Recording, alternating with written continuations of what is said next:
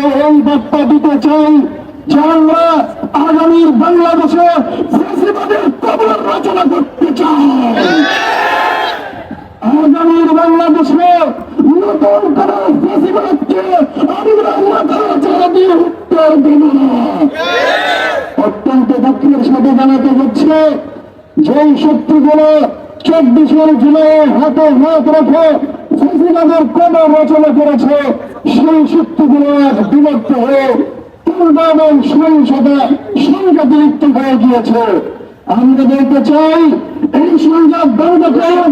দুঃখজনক ভাবে বলতে হয় সংঘাত বাড়তে বাড়তে হাসপাতালের কেবিন পর্যন্ত সংঘাত চলে গিয়েছে।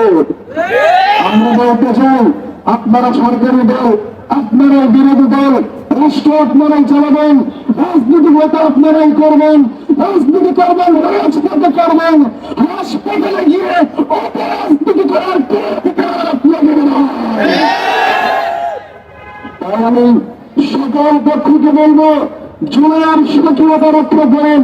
আজকে আরো দলিত দেশকে বলতে হয় বর্তমানে জুলাইয়ের সিম্পথির নামে যে অসুস্থ একটি প্রজন্ম গড়ে উঠছে, যারা বিভিন্ন অশ্লীল অপ্রীতিকর স্লোগান গুলো দিয়ে আমাদেরকে বিব্রতকর পরিস্থিতিতে ফেলে দিচ্ছে, এদেশের সচেতন নাগরিকদেরকে লজ্জা এবং বিব্রতকর পরিস্থিতিতে ফেলে দিচ্ছে।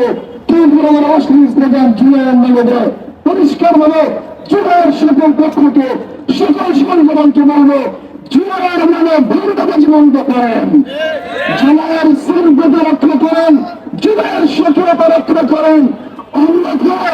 অন্যথায় জুলাইয়ের যারা শহীদ বরণ করেছে তাদের রক্তের অভিশাপে আপনারা টিকে থাকতে পারবেন না। সংগ্রামী প্রিয় বন্ধুগণ, আমরা সোচ্চার করব, সচেতন করব, নতুন করে যেন ফ্যাসিবাদী রূপ নিয়ে আমাদের দেশে আগমন করতে না পারে। আমরা সকল ফ্যাসিবাদের গোড়াকে মূলোৎপাটন করে শান্তি এবং শৃঙ্খলার বাংলাদেশ এই দেশকে পরিণত করবে ইনশাআল্লাহ।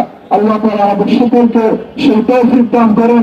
আমাদের শান্তিপূর্ণ পদযাত্রা হবে, নাইটেঙ্গেল মোড় পর্যন্ত আমরা শান্তিপূর্ণ পদযাত্রা করবো।